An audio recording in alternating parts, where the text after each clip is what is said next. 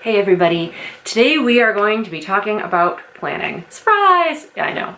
But instead of talking about planner decorating and getting really into the itty bitty nitty gritty of like the decorating and bits and pieces and stuff like that, this video is geared more towards those of you who might be looking at planner accounts on Instagram, and you might be looking at them on Facebook, and you might be looking all kinds of places, Pinterest, whatever, and YouTube, whatever, and wishing you had a planner like that, but you're not necessarily really sure where to start.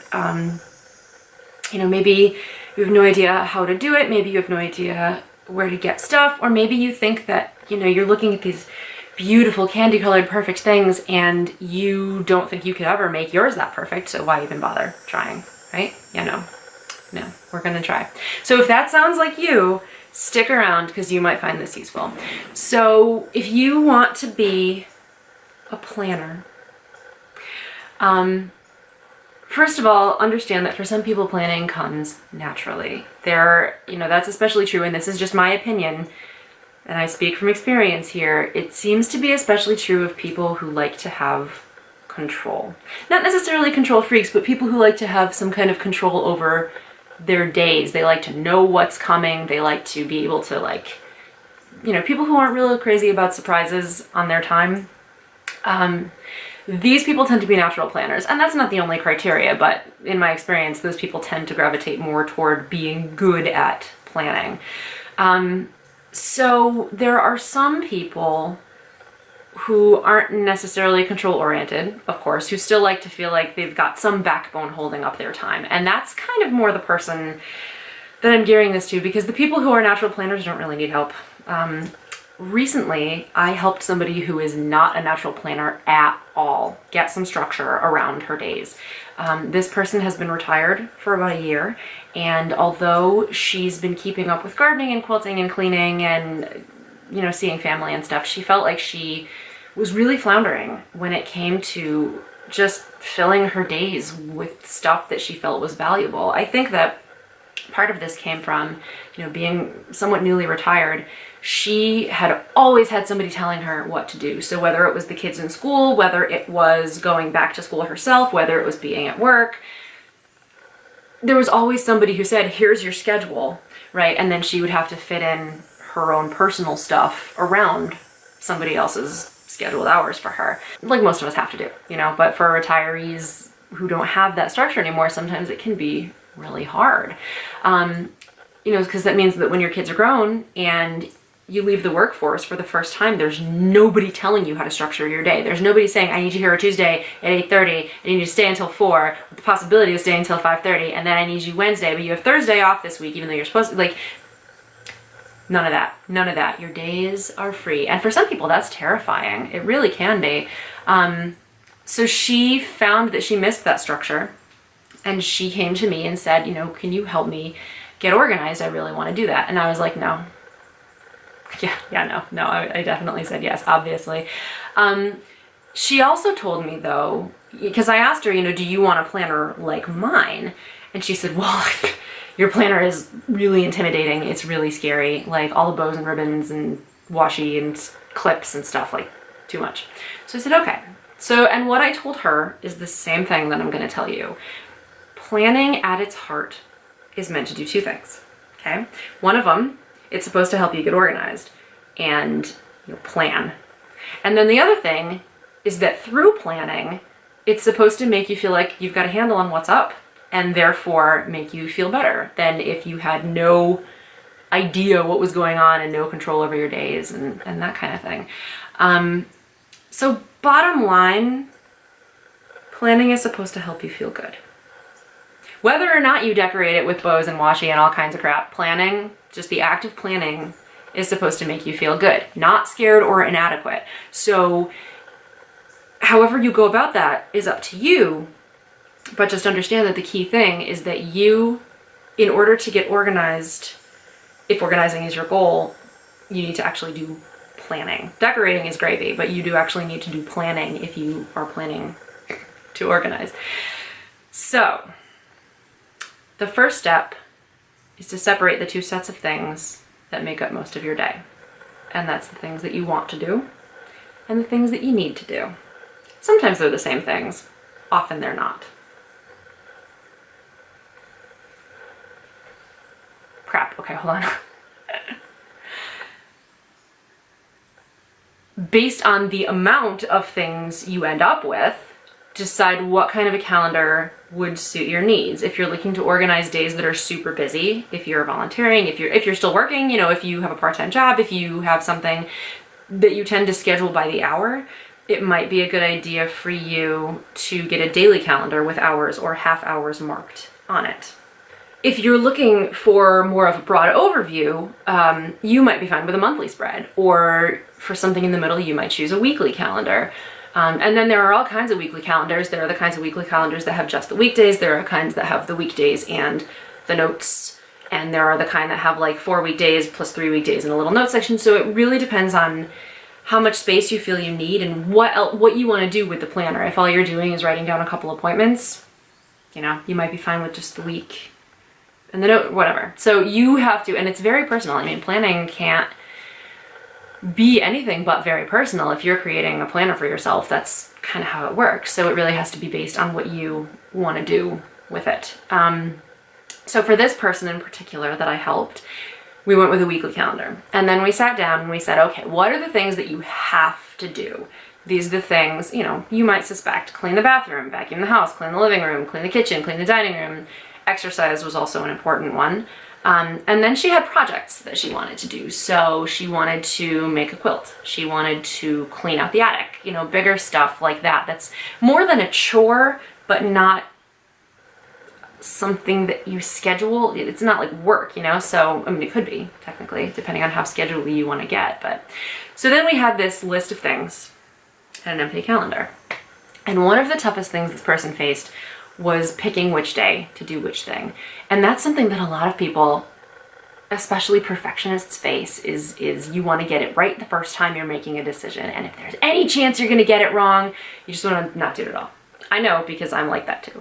And I think also the freedom to decide how you spend every minute of every day is foreign to a lot of people, especially for those who have worked their whole life on somebody else's schedule. So that's also, a personal, emotional, psychological adjustment that has to be made, and you have to recognize that and realize that it's okay to go through uncertainty and figuring that out. So we opened up the calendar and I printed out for her. She ended up in a weekly calendar, a week on 2 pages, a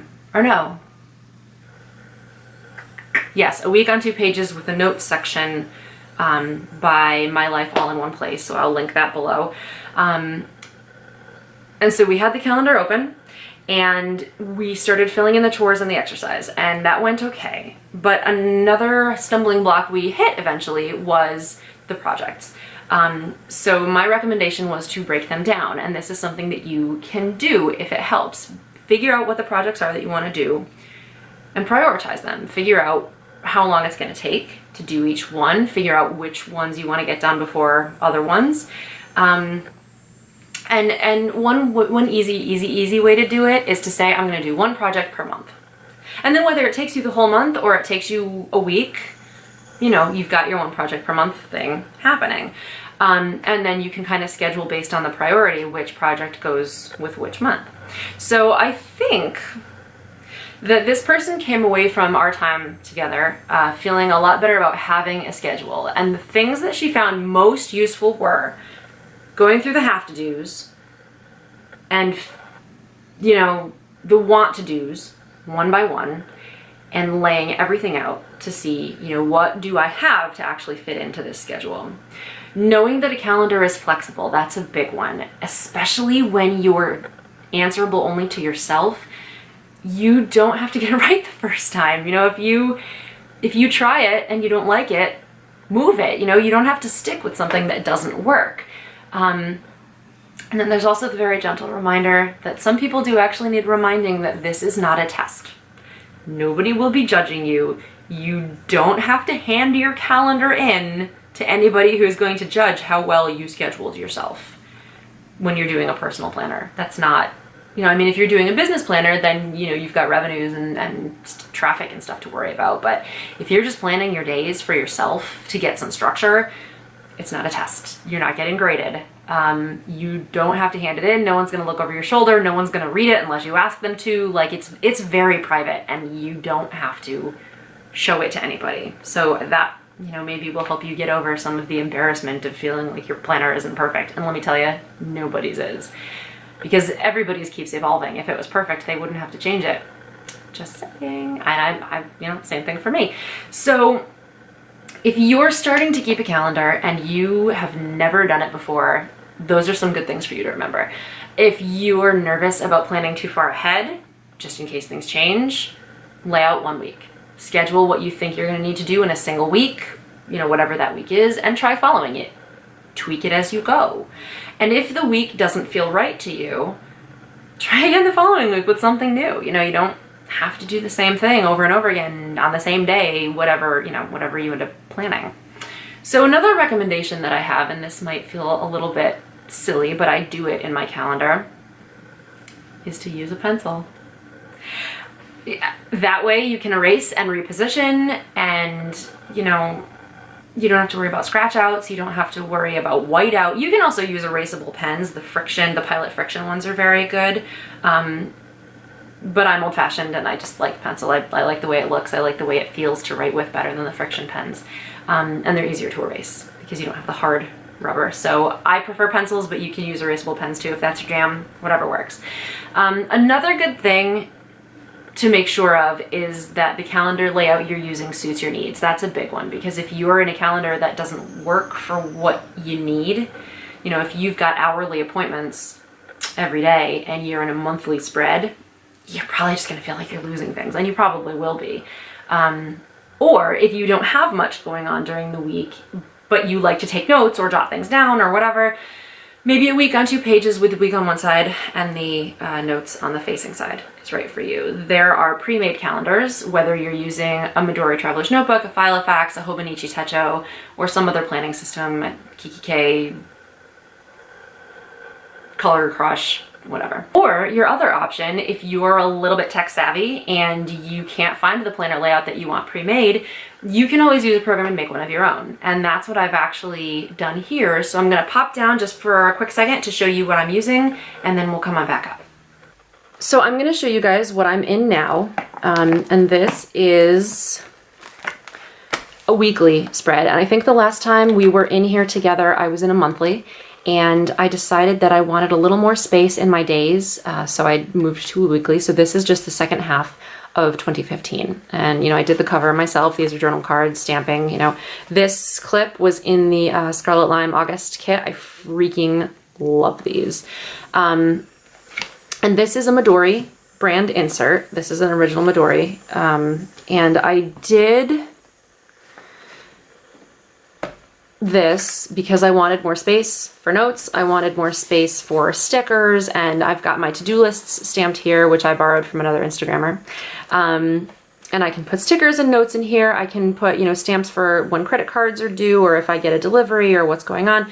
And then up here I have my schedule, so whatever I'm filming, posting, and blogging about.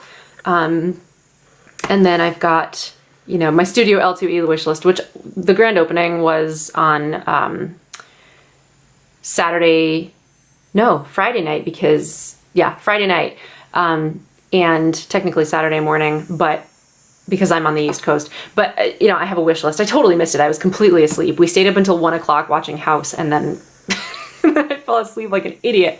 But anyway, so this is kind of what's working for me right now, but it's still not ideal.